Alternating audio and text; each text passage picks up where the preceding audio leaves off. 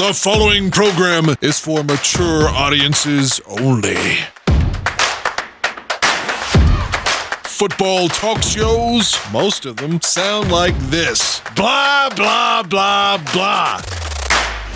Not this one. That's because it features the former director of college scouting with the Chicago Bears. He worked on the staff that drafted, the likes of Devin Hester, Olin Kreutz, Lance Briggs. He's the man who takes shit from absolutely nobody. He's Greg Gabriel. Gabriel joins longtime Chicago sports reporter David Schuster. And this is, accordingly, Gabriel Schuster Talk Bears. And welcome into another award-winning edition of the Gabriel Schuster podcast. Probably is, what's the Peabody? Mr. Peabody? Sherman and Peabody. I'm showing my age. Where's the trophy?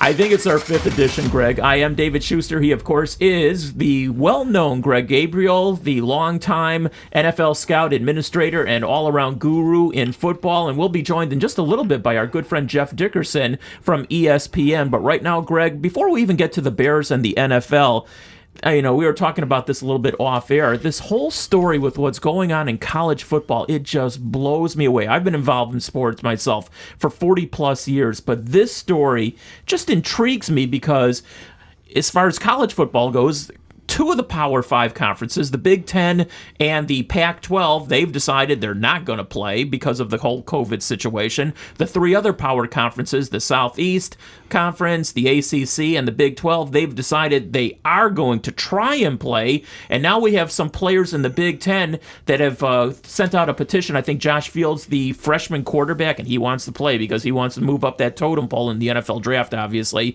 He's gotten over 200,000 people to sign a petition for Ohio State to play, and we're sort of kidding about this off the air. Some of the teams in the Big Ten want to just play no matter what the conference says, so we're sort of kidding around that maybe Ohio State contacts USC and they say, hey, let's just meet somewhere in the middle, like around Denver or something like that, and we'll play a barnstorming game. This is just crazy, crazy stuff. Well, I think if you poll the coaches, it would be 100% they want to play.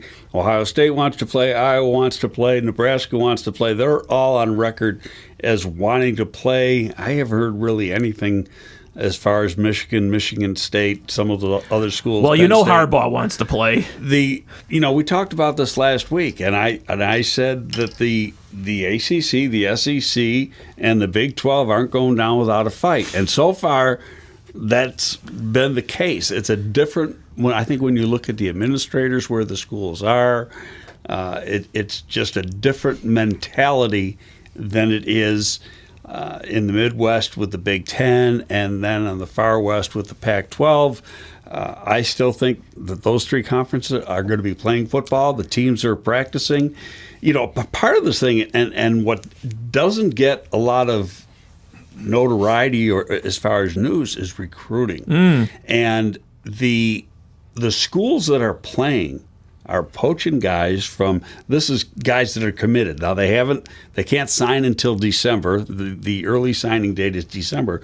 But guys that are committed to, say, a Big Ten school or a Pac-12 school, the other schools are going in and say, hey, look what your conference is doing. Yeah, they're a bunch of pussies. They don't want to play football. That's right. And kids are changing. They're changing their commitment to some of these other schools.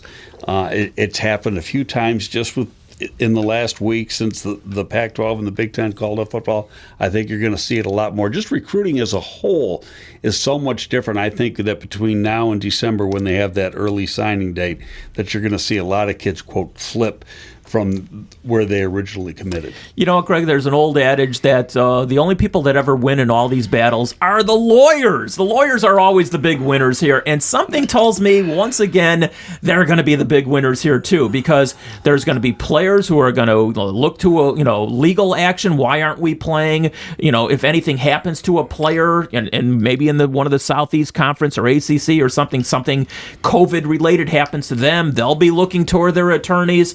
So, I mean, this is just a crazy, crazy story. And here's another scenario. Let's just say, okay, fine, the Big Ten and the Pac-12, they decide they're not going to play. There might be some COVID cases along the way here.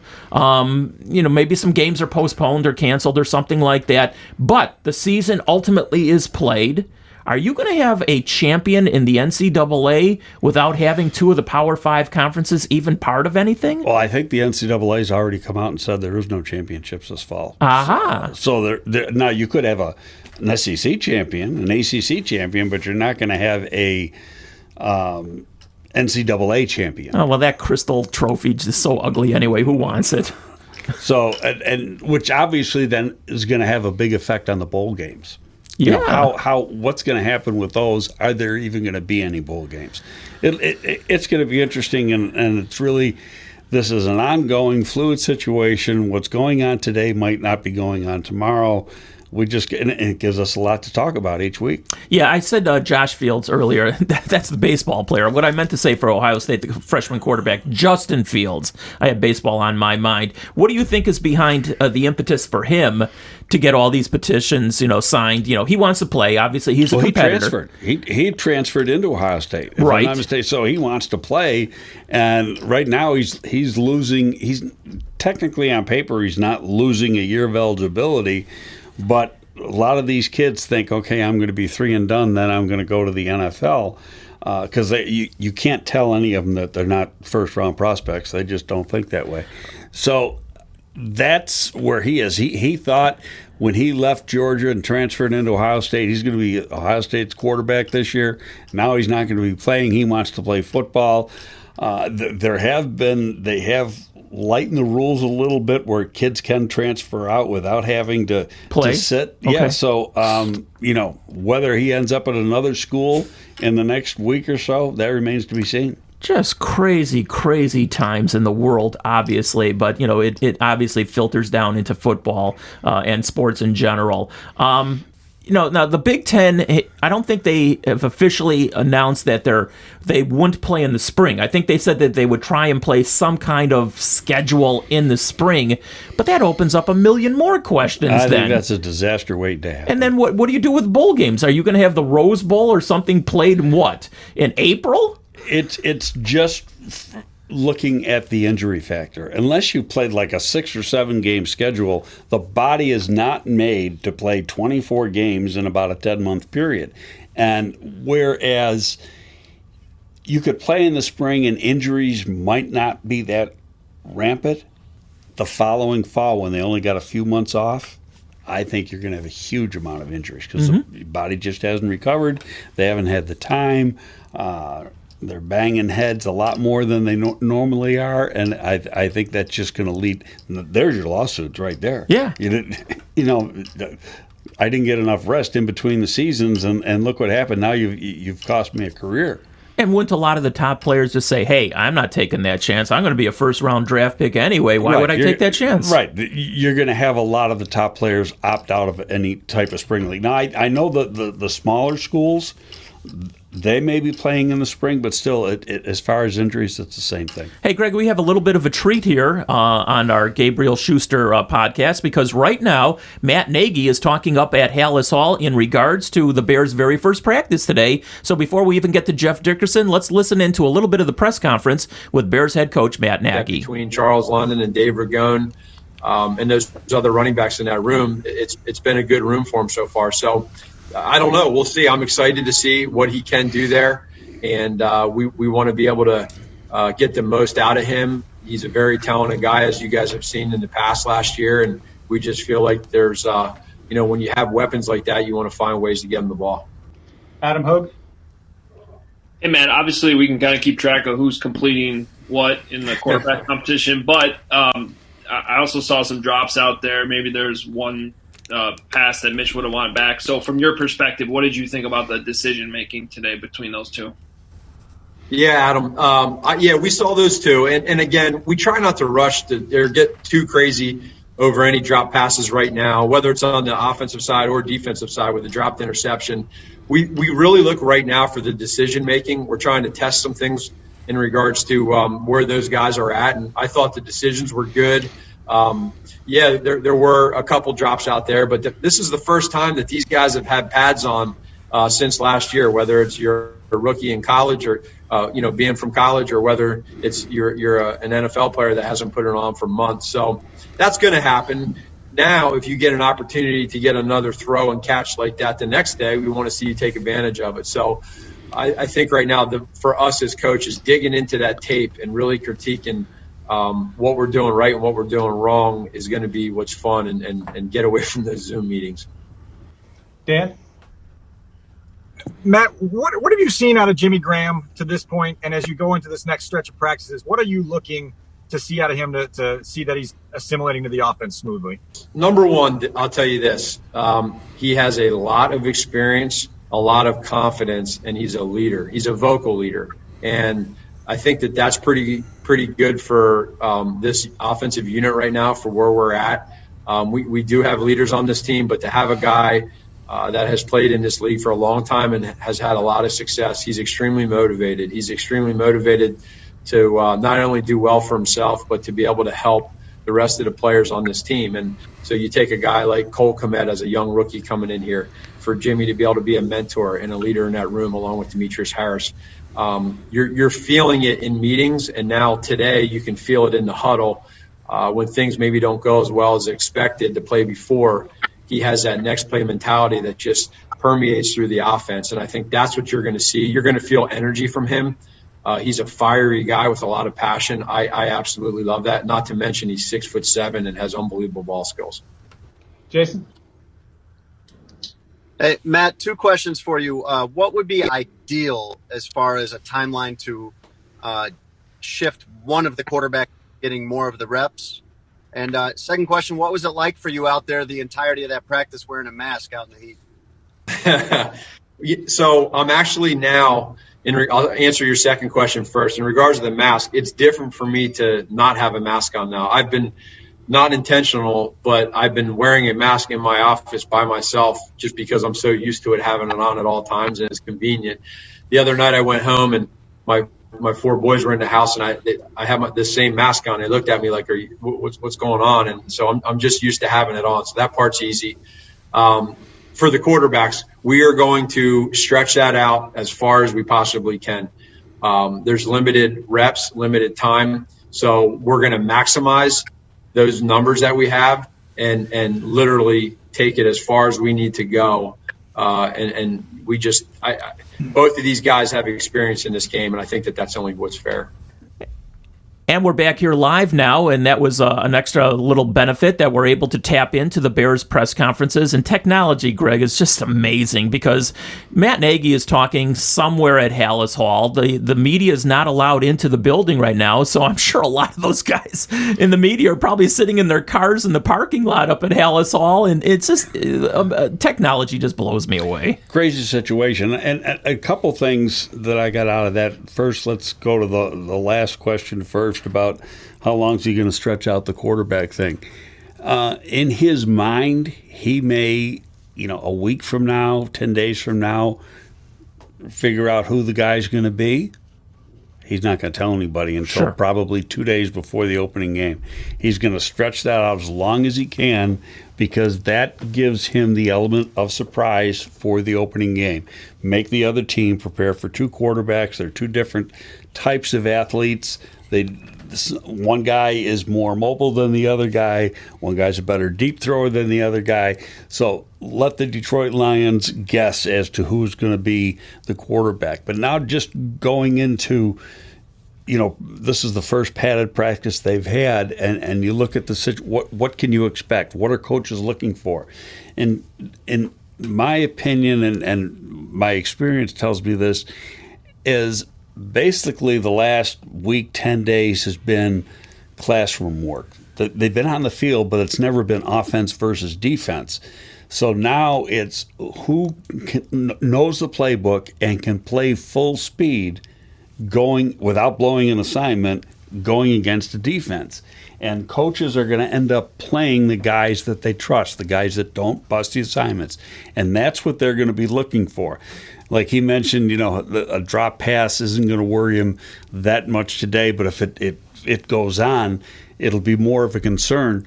But I think the main part they're looking at is who carries things from one side, from the classroom part to the football field, knows their assignments, is confident in their assignments, and can play full speed. Because a young football player who is not totally confident in what he's doing plays slow. You could have a guy who runs a 4.3, but if he's not playing fast, he's playing 4.7.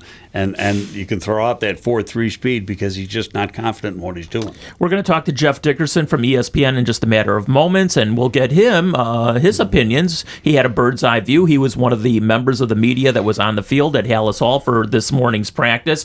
I am seeing a couple of quotes here from a couple of the Bear wide receivers, specifically Allen Robinson and Anthony Miller, both very complimentary of Nick Foles. They said it's pretty obvious this man knows what he's doing. He's been around the league for a while. I mean, that goes without saying as well, but it's going to be, that is the number one battle, I guess, for lack of a better term. There are other ones, and we'll talk about that in a little bit as well, but that is the number one battle.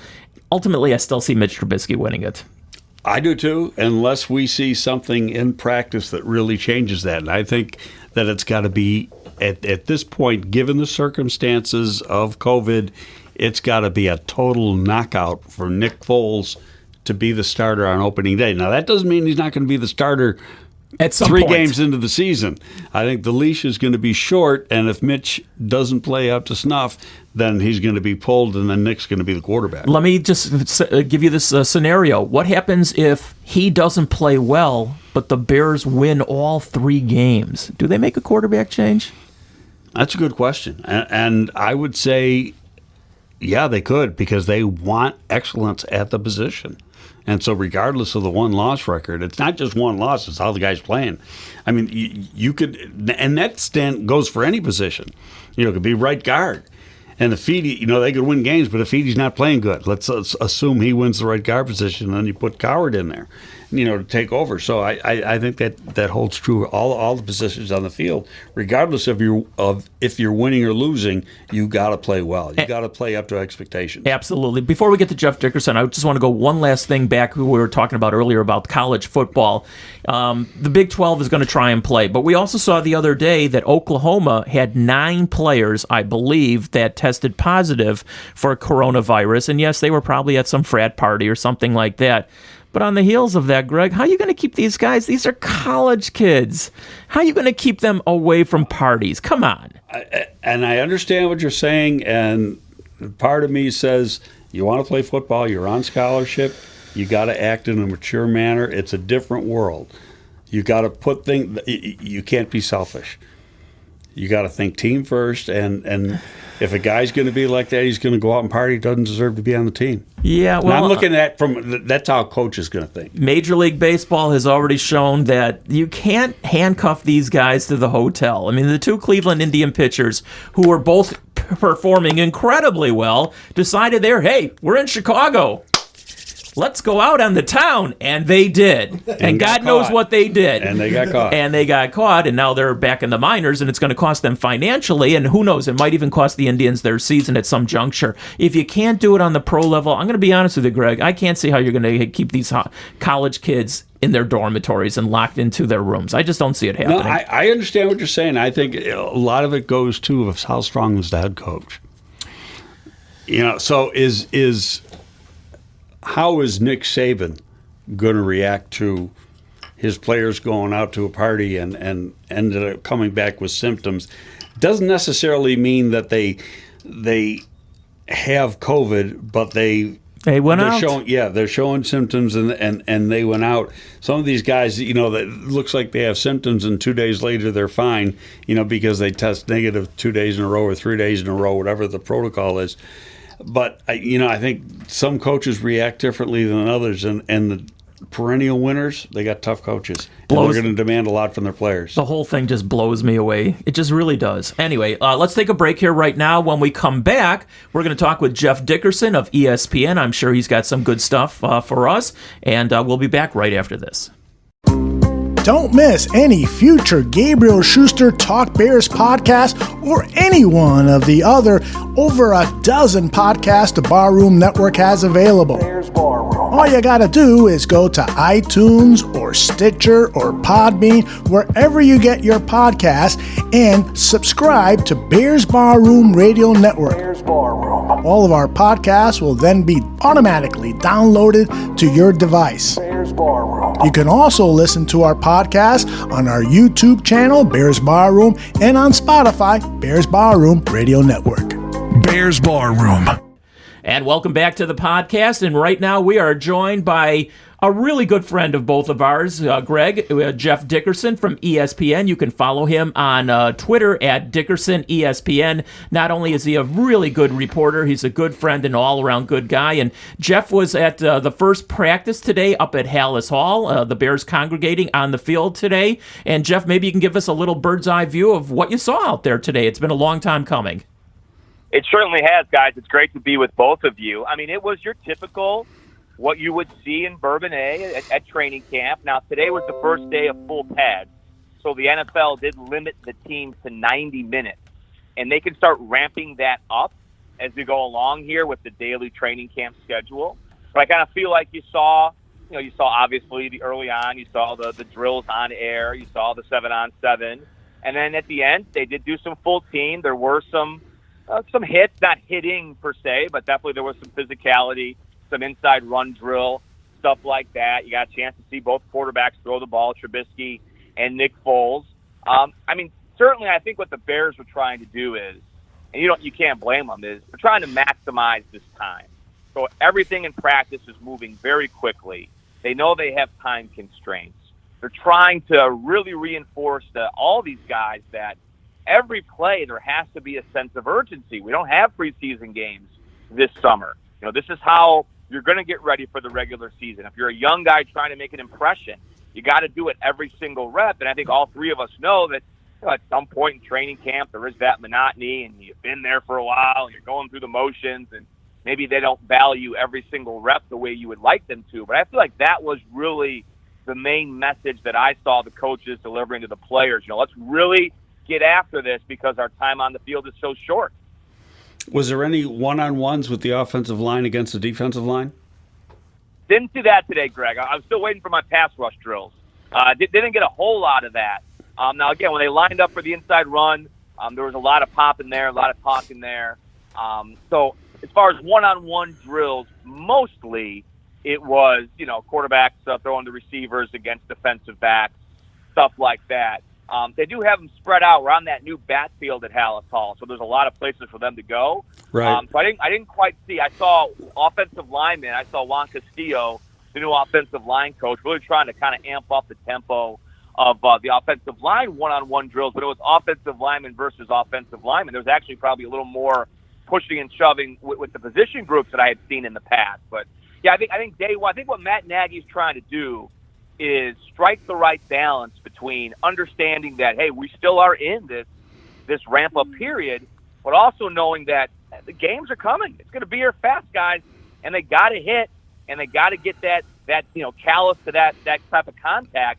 So finding the right mixture to get the good work in, but still keep the players safe is a juggling act I know he's dealing with right now. Hey, Jeff, obviously there are some battles that will take place here in the training camp. The most of, everybody will be looking at the quarterback with Trubisky and Foles.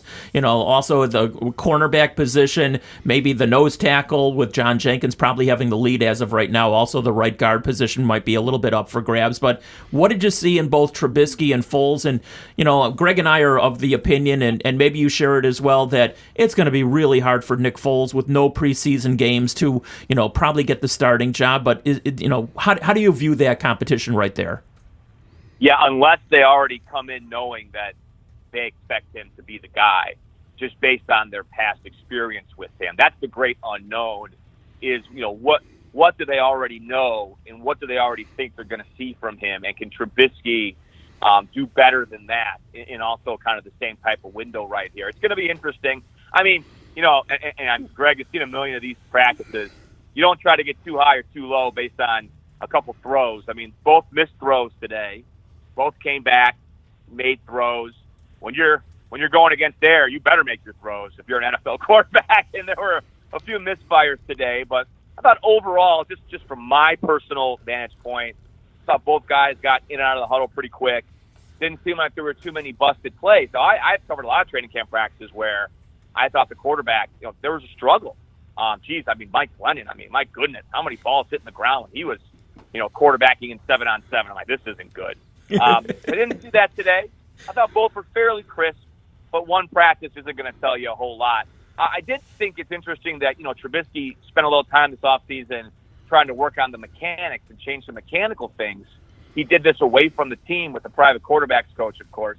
I didn't quite see that stuff manifest itself on the field today, but we haven't been there. It's our first day we've been there. They've been watching these guys throw. So I'll be curious to see how that goes on. If the accuracy gets better day in and day out, then I think that's something certainly working in Trubisky's favor. As far as the other battles, at cornerback, saw a lot of Artie Burns today, a little bit of Kevin Tolliver. I think they're bringing the rookie Johnson along slowly. I think Bilal Nichols and Roy Robertson-Harris were both working inside at nose tackle at various times. They're moving some guys in and out.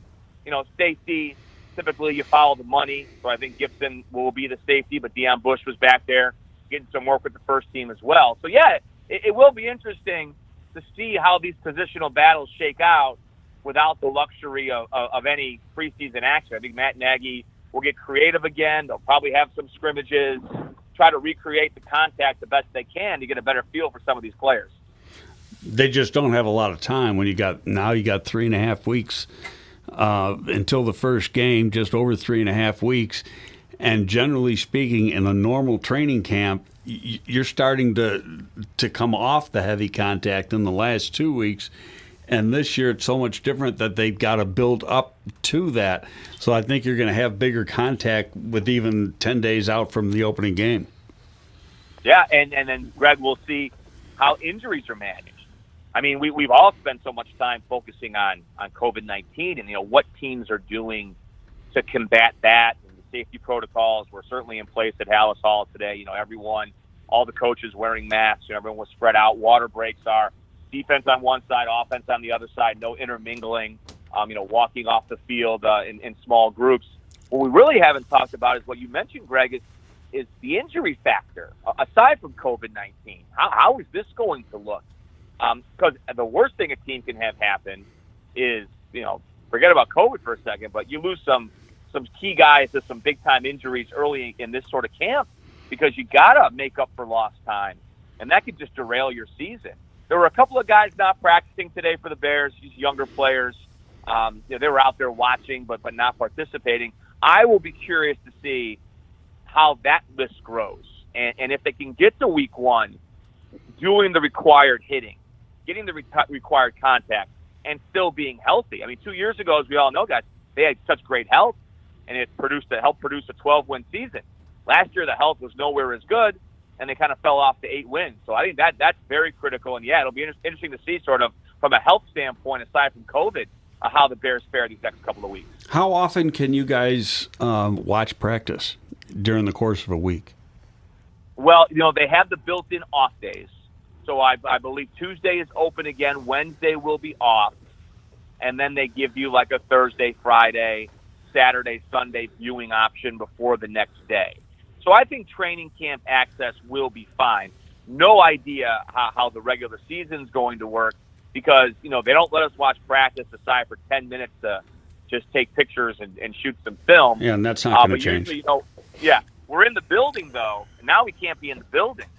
So is there even going to be an opportunity for us to set foot on the Hallis Hall premises when the regular season begins? That's a great question because right now locker room is closed, no in-person interviews, everything is done over Zoom.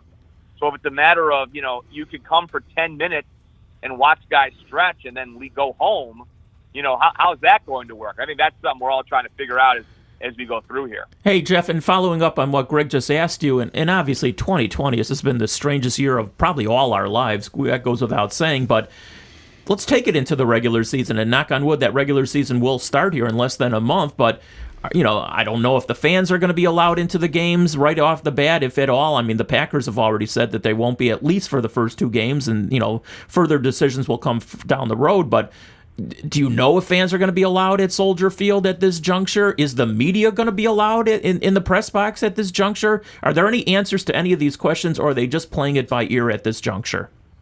Well, everything's very fluid, Shu. Very fluid. However, I would be hard pressed to think that they're going to let fans in at all this year. I just don't see that happening.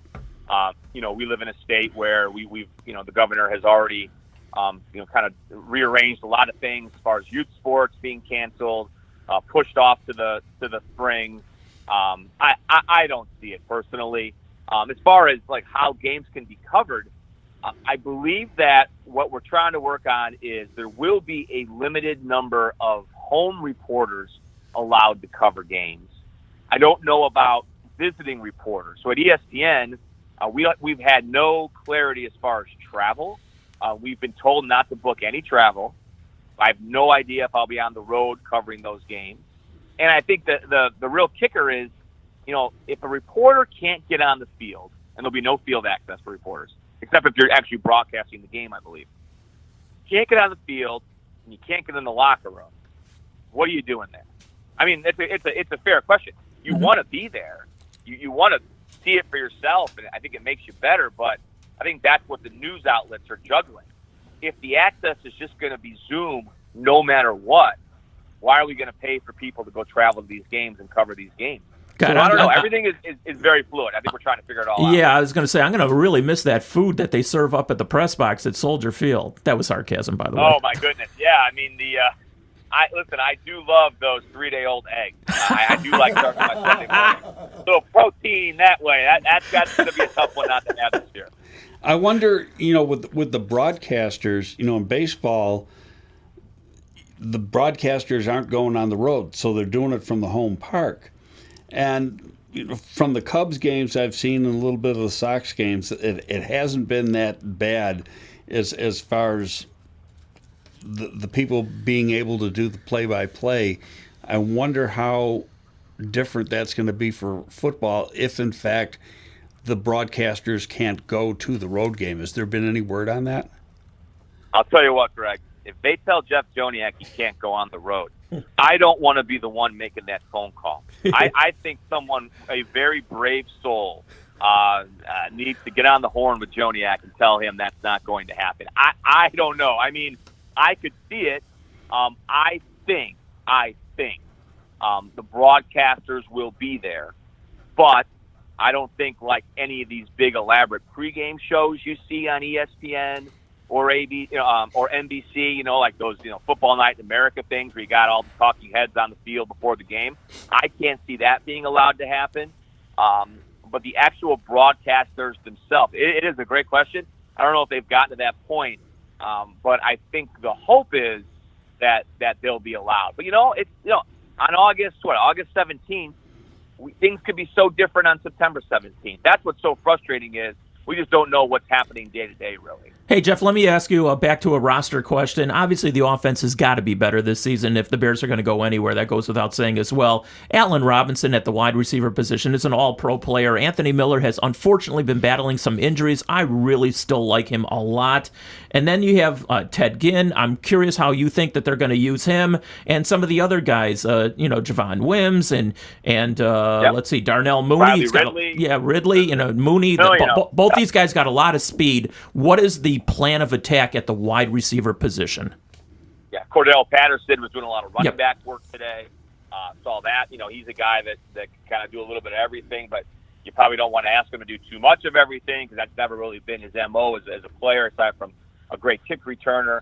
I think he'll probably be running the ball a little more this year with Montgomery, with Tariq Cohn, guys like that. Yeah, I think Allen Robinson has been an excellent signing for them, and we'll see if they can get some sort of extension done with him. That wouldn't surprise me. If they can find a number that's reasonable. I don't know if they look at him and say, okay, we're going to pay him absolute top dollar. I don't know if that's in their thought process, but he's a guy that's been just a great. You cover so many guys, you talk to so many players over the years, you see so many things in the locker room, and Allen Robinson's one of those guys who isn't a real vocal player, but a real leader by example, a guy that people respect, does great work in the community. I think they're better off having him. So my guess is they'll make some attempt to get that done. I think Anthony Miller, certainly they're counting on him to have a big role. Ted Ginn, has had a really good career. I think he's someone that immediately goes into that mix, and they try to use him in a variety of ways. The younger receivers, a little tougher to say. Javon Williams has been around for a couple of years. Ridley was active just late last season. But especially Ridley as a fourth-round pick just last year. They're looking for him to make some contributions this year. I think the big difference, Shu and Greg, is you look at how different the tight end position looks and maybe the possibilities there. It's a big if Jimmy Graham can be productive. He's certainly more of a wide receiver. Cole Kmet is a little more of a hybrid type guy, a little bit more type of an H-back type look you could get from him. Demetrius Harris is someone they're going to count on a lot. I think Demetrius Harris will be someone that plays. He'll be their two tight end set, and then they get creative a little more with Cole Kmet. So I think the offense will be better. I think every Bears fan should hope the offense will be better because, if the offense doesn't improve, that's going to be really concerning, and it's going to be hard for them to get back in the playoffs. But for wide receiver is a spot where after losing Taylor Gabriel, we're looking for some guys to step up, and we'll just see what happens. Well, I think looking at the offense, you're going to see some big changes, and I'm guessing here, but the model of this offense comes from Philadelphia and Kansas City, and both of those places, the tight end position, be it the move tight end and the wide tight end, are a very important and integral part of the offense. I think this year you're going to see more 12 personnel where you're going to have one running back, two tight ends, two wide receivers. You're not going to see as many three wide receiver sets. They're going to be there at times, but not as often as we've seen first couple of years with Nagy as the coach, and I think that's what they're hoping to do. And then just to get back, I was listening to your station the other day, and I don't think you were on. It was Waddle and Sylvie's show talking about doing an extension with Robinson. They have to be careful. People bring up, well, they got that extra cap money because Eddie Goldman's not here. You have to be that's fake money. That right. money is his next year, and it goes right back on the cap next year. And reality is they got about $10.5 million in cap space, not $17 or $18 million that shows on paper. Well, you're right, Greg. And I think with Robinson, I don't think it's and I'm sure you've seen a million of these situations. It's not as if there isn't a desire to extend him.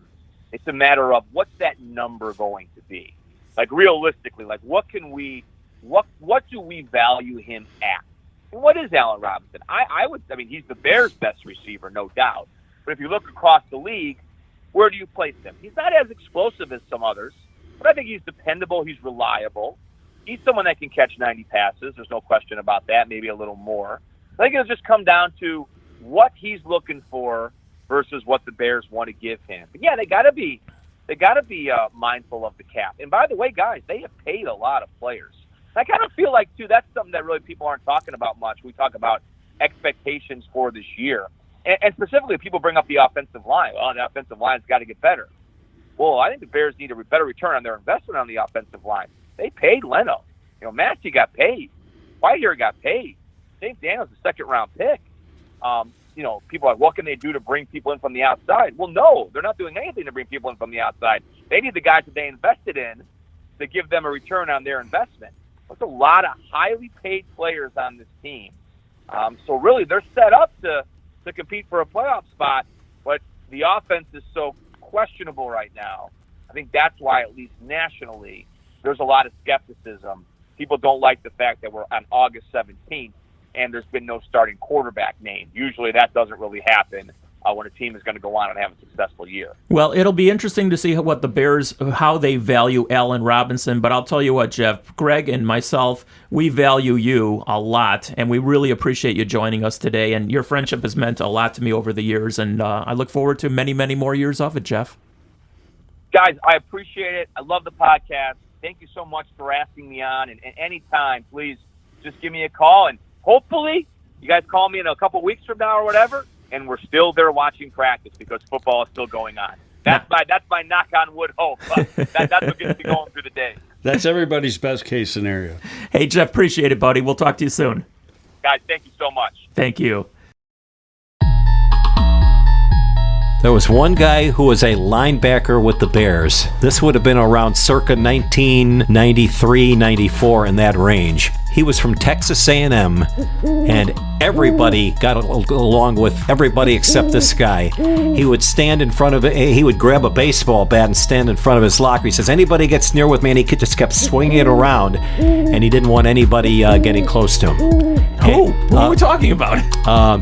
Just trying to remember the guy's name. Oh my God, you're giving us names something you can't remember. Les, that's a cardinal sin in broadcasting. No, but the guy just was... Aldo, help Les out. Google that one. Nobody got along with the guy. This is the best thing we've ever done on the podcast. You just came up with somebody whose name you don't know. He was on some Texas A&M teams, and there were some real bad players on that team and some good players as well. Was it the 12th player from Texas A&M? No, this guy was a starter for them. I can't believe this. Listen to the Grobstein Schuster Zone every week right here on the Bears Barroom Network.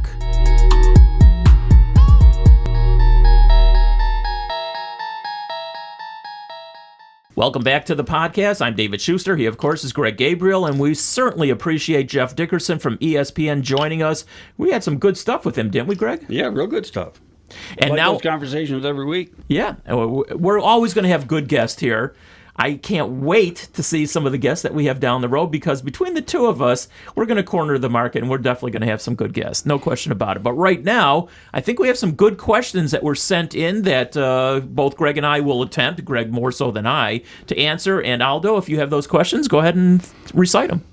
That's right, guys. We've got questions here first of all, from Andrew Litterfield. He wants to know, Greg, what can you tell us about the two quarterbacks who are coming in for a tryout this week? They are Mason Fine and Kyle Slaughter.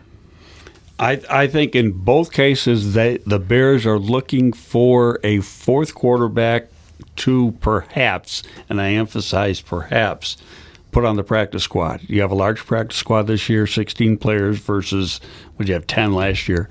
And I think that given that we've got a pandemic going on, you need to have as many quarterbacks as you can on the roster. I think we'll have 3 on the 53-man roster.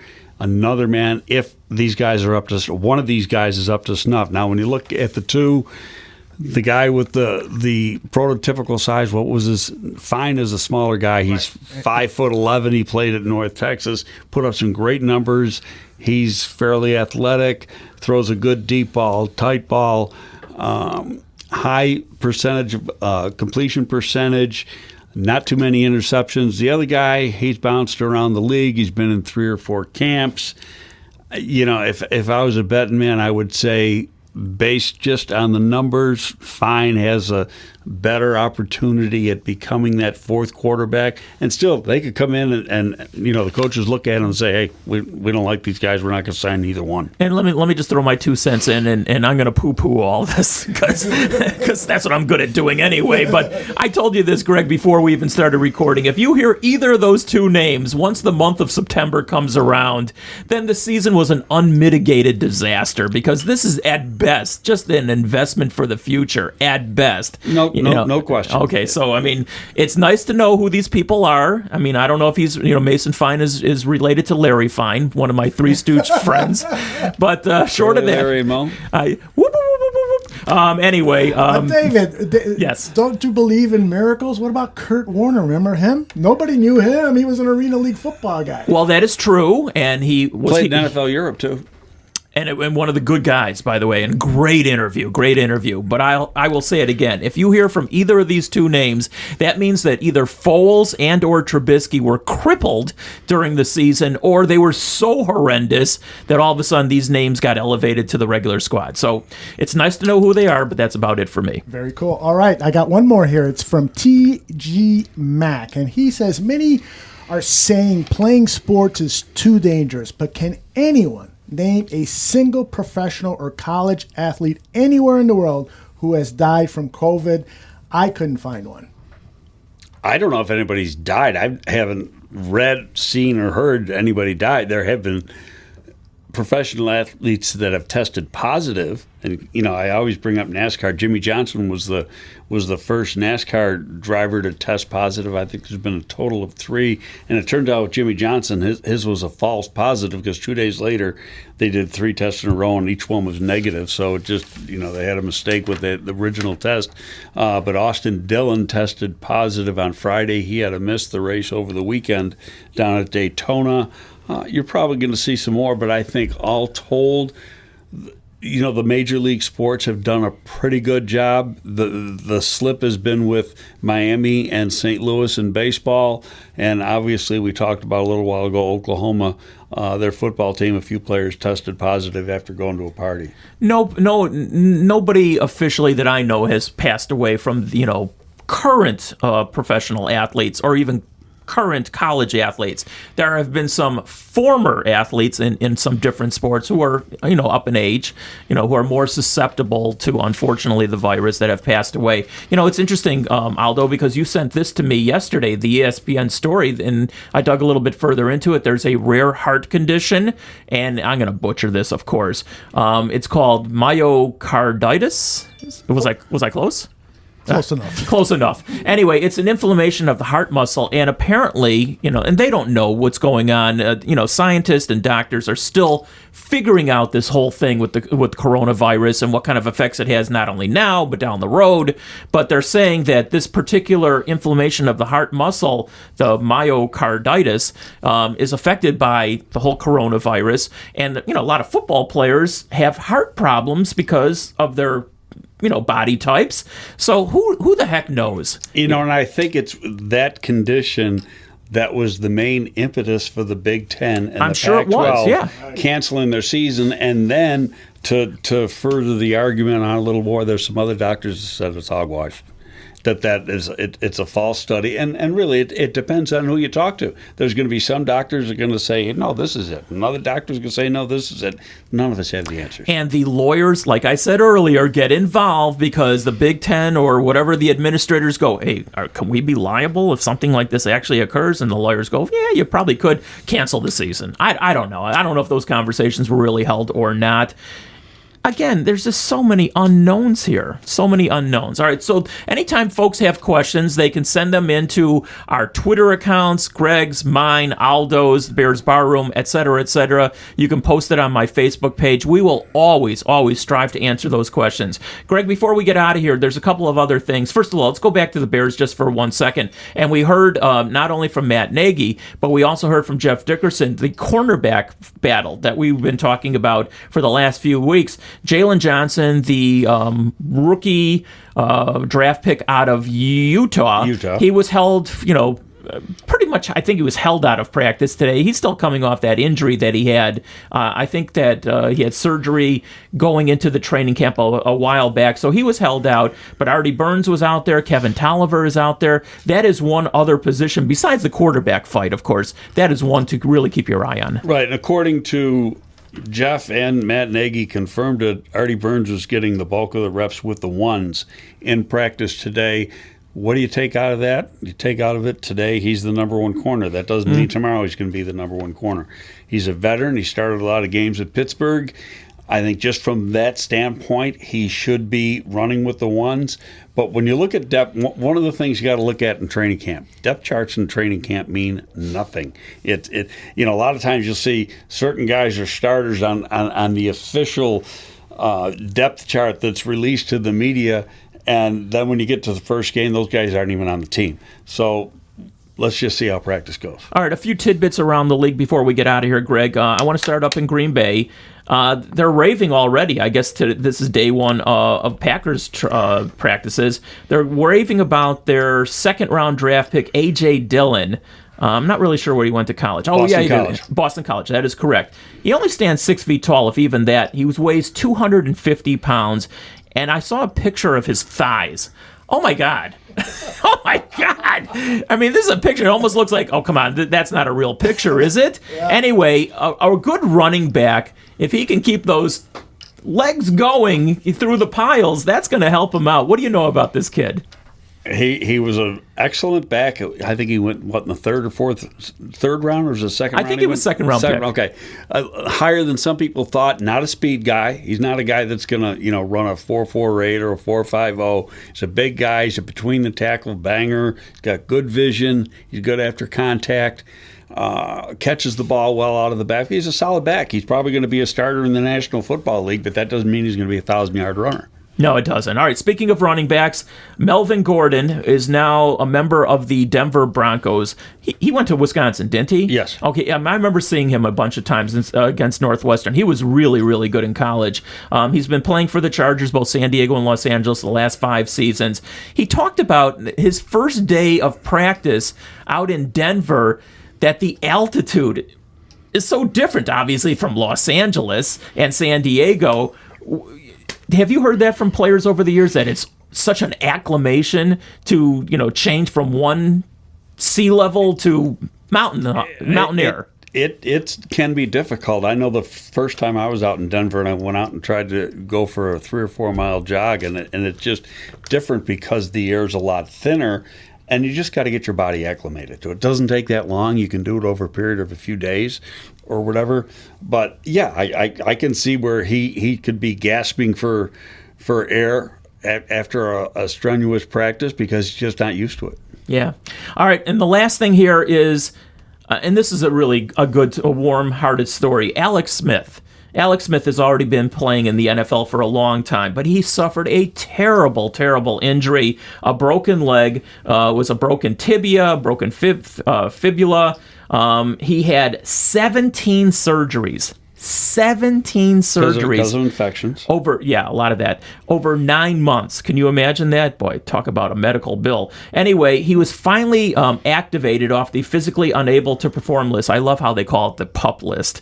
The physically unable to perform list for Washington. And there was a nice story. They showed his kids and his wife showering him with either their squirt guns or champagne yesterday because he finally came off the list. It's just a really warm-hearted story. This guy persevered. Joe Theismann, who had basically the same injury many years ago, and ironically, this injury to Alex Smith happened 33 years to the day after Theismann had his own injury, and we all remember watching that on that Monday Night Football game. That was Lawrence Taylor making. Oh my God, I was working for the Giants. Frightening seeing that, but now Alex Smith and Theismann only had one surgery, by the way. But as you mentioned, a lot of that was because of infection and everything else with Alex Smith. Anyway, it's a warm-hearted story. This guy gets the Perseverance Award of the century for coming back.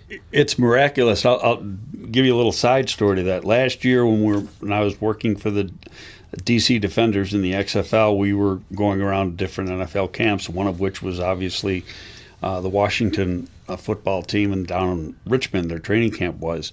And I saw Alex Smith along the sidelines. He was still in crutches, still had a cast on, still had pins going through the cast. Now, this was 2 or 3 days before their opening preseason game. So this is just about a year ago right now. And you looked at him and say, there's no way he's ever going to play football again. Yet a year later, he's on the field and playing. And not only that, but he's a veteran player. He's already put in his time in the NFL. But like I said, he wanted to still play football. I don't know if he's, going to get a chance, in Washington because they have other quarterbacks on their roster. But, I just got to hand this guy the Perseverance Award of all time. Good for him that he's going to try and come back. I'll say right now, he'll be the starter. You really believe that? Yes. Wow. If he can get through these next 3 weeks without any repercussions from the injury, he'll be the starter. It's amazing. They call it, again, the physically unable to perform list. I go on that list in broadcasting every time I get a sore throat, and that's about it for me. And that's about it for us. And Greg, as always, it's been a pleasure sitting alongside with you. Yeah, we'll be back. Thanks again, everybody, for listening.